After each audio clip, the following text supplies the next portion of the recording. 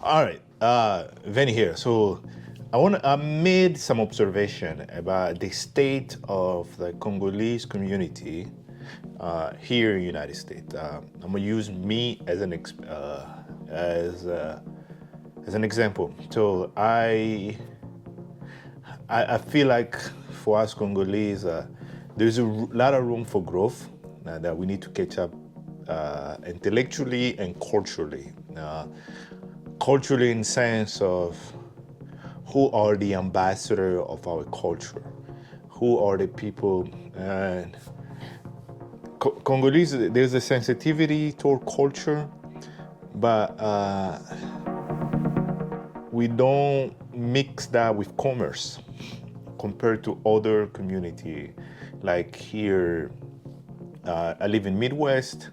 The Senegalese community, they export their culture is paired with commerce. Restaurants, store, there's a sort of a stable presence. And for us, I even see a lot in Congolese community, a push to commerce. And also there's some pattern also on education. So, for majority of our community, I don't see a lot of intentional push toward education. I give an example. I probably know, I'll take 5 Congolese guy and 5 Nigerian guys that I know close. And I think out of Congolese, maybe 1 has a master's degree. The rest, they sort of weave through. But on the other side, for the Nigerian, yeah, majority all of them has a master's degree. Sometimes we came here at the same times. So there's a little bit less confidence into our intentionally pursuing educations to be able to be a force to some extent. So there's that, and I see it. And all the common pattern, I see some of the community here. There's each city, like DC has its own community, Cincinnati, Atlanta. One of the common things I notice sometimes our community suffer, even from here, is selecting leaders. Selecting leaders. So, and you can see that even back home. What happening is, because there's never a clear articulations of what we want, and so the mass as a whole, there's no clear articulation. This is what we want. We want housing, we want schooling, we want those. So those lists is never clear collectively. And the only way we externalize trust is to have somebody that coming from our closest tribes to be the head of whatever system is available. I think that's sort of is almost like signaling that the person could have our best interest at heart. And that you can see right now, even in Congo, there's a lot of this problem where the population never made a list of articulating what is their desire. Like, yeah, we want schooling, yeah, we want housing, and we want a job. Who's the person that can fulfill those lists?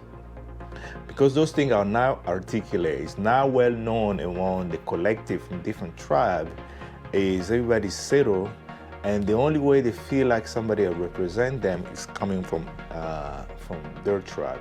And this is some kind of settled way to is promoting tribalism.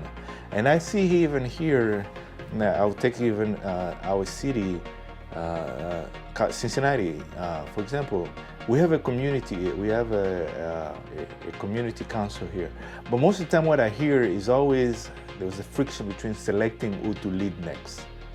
And you barely see implementation of policy or execution of using institutions to solve some of the community problems. Or you hear that the community was able to get this much grant to solve a housing problem or to welcome newcomers or to facilitating XYZ. And that's kind of scale. You can see that kind of trickle down from here to Congo as well. And I think that we have a lot of a huge cultural deficit that we need. Truly understand commerce and also understanding the leadership does not equal tribe. And I think we have to sink that in our mind. And that way, the most competent people can show up for the work. Like, I really do not care where the next person tribe is coming from, as long as competent and it has the best interest of the country at heart, and also it can show by the example, by act, that is do the best to improve the life of Congolese. And maybe in summer, in spring, I'll do a series of documentary and explore the different community throughout the United States of Congolese, how well they're doing, from those that integrate properly and those that have the challenge to integrate. And we can sort of compare notes to see, but we have a lot of deficit. We have a lot of lesson learned to do, but there's a lot of successful community that we can mimicry over. I say the Nigerian community for exploration, for the diaspora, are kind of an exemplar. There was extremely drive toward creating businesses and being educated. If we can have the same standard here for Congolese community, and eventually, as we go back, is we're coming back with concrete projects and a gasto. We should have a like national pride of exporting our culture and understanding how to do with commerce. Now, I give an example, Papa Wemba as one example, somebody that influenced culture through style and music. But there's nothing as clothing associated with him, although he push a lot of international clothes forward. And you imagine with somebody like Papa Wemba, if he was able to collaborate with a house to have his own brand to push. And I think that's where we're missing the commerce side of things. Culture is not about chivalry, it's not about the bravado-ness. It's also, the bravado have to be accompanied with commerce. And to understand commerce is really important. And I think in the next generation to come, Congolese, as we're going to stop selling soil, eventually we need to be export of culture. And to be export of culture, we have to understand how to frame culture into economical framework and to be able to export them in different places we go.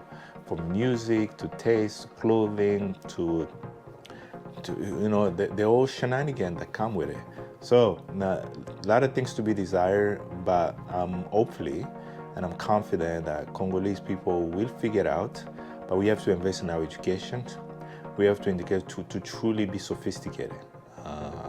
Even for politicians, we have to be really sophisticated, culturally sophisticated. Like, we have to understand everybody we deal with in cultural, psychologically, socially, intellectually, and spiritually. Really read the room. Because, the word here is not for the beginner. Anyway, so, I'm in a journey as Congolese. I would like to see our community strive. I would like to see from this generation and onward, we can take advantage of the blessing that the man above has given us as Congolese. I'm proud to be from that soil, which is envious for all the whole world around. And I wanted that to be replicated to the wealth of my family, my people from a country to benefit from. As the technology is thriving, the life, the standard of living of Congolese people need to rise at the same times. So stay tuned and keep on striving If you're Congolese abroad, be bold. If you're Congolese locally, be bold. Start company. Challenge the status quo. Don't just throw your hands up and say they're taking the country now. We have to fight.